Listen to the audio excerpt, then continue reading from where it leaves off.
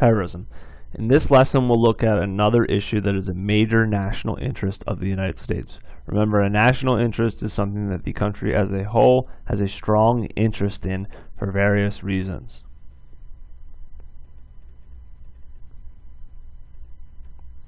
So our objectives are to understand the meaning of political national interests when it comes to security and foreign policy, and to be able to describe types of foreign policy used.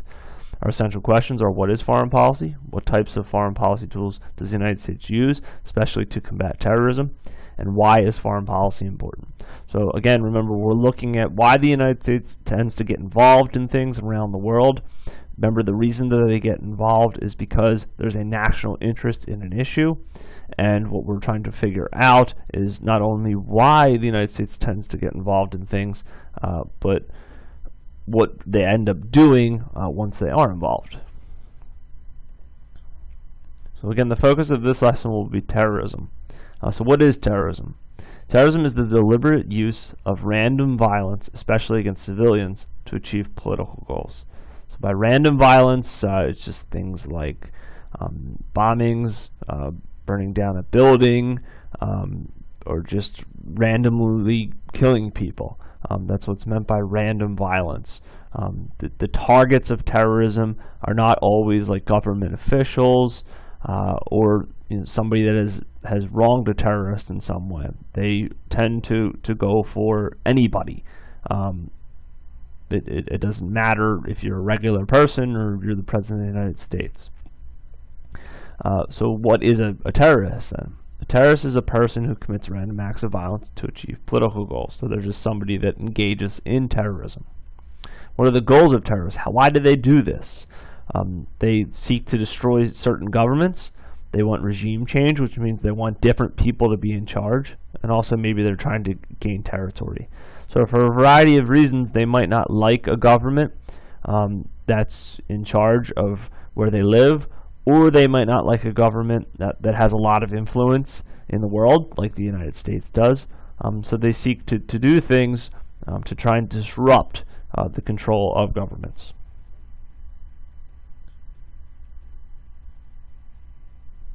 So how does that affect us as the American people?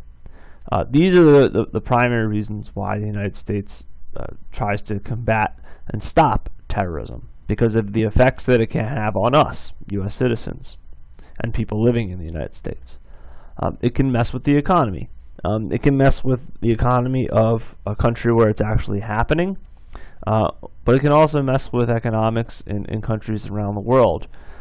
If terrorist activities happen, they disrupt what goes on in places on a daily basis. Anytime things that go on a daily basis are disrupted, like people going to work, for example, the economy suffers. It raises fear. People are sometimes afraid that terrorist activity could happen, so it just makes people afraid. It decreases any feeling of security.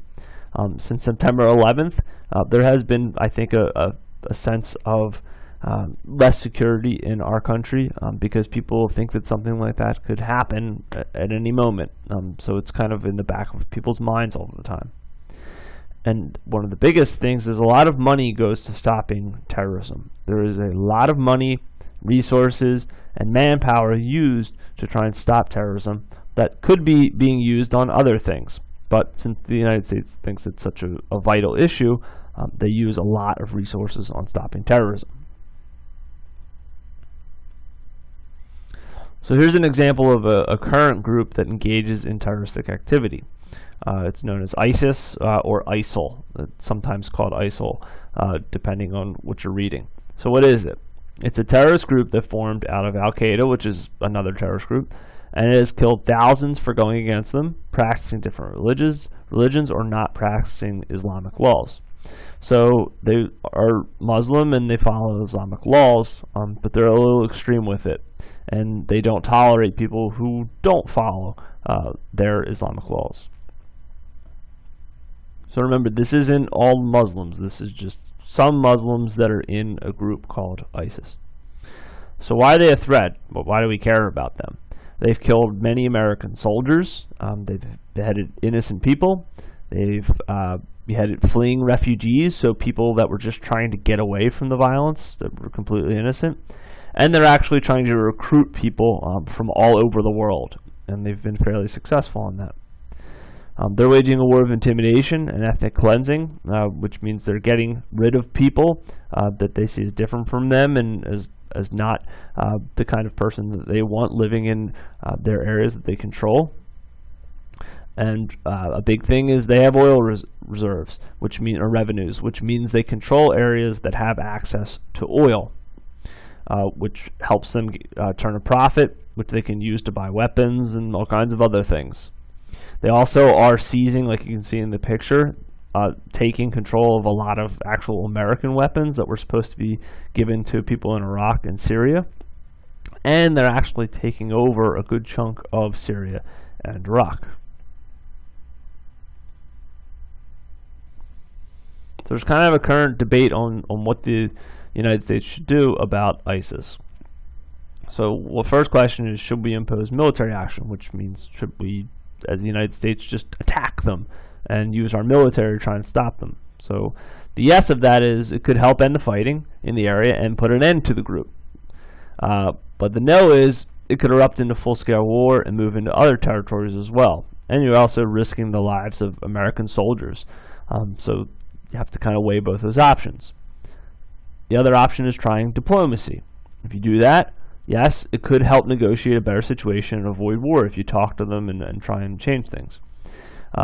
No, they're focused on their own goals and beliefs and won't negotiate and try mediation. These are people that are very set on their beliefs and what they believe in, so it might be very difficult to negotiate with them.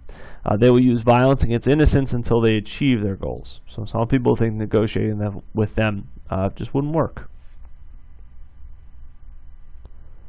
So what you need to do when you're doing the homework and completing your summary for this lesson is consider terrorism, what it is, and why we should care about it.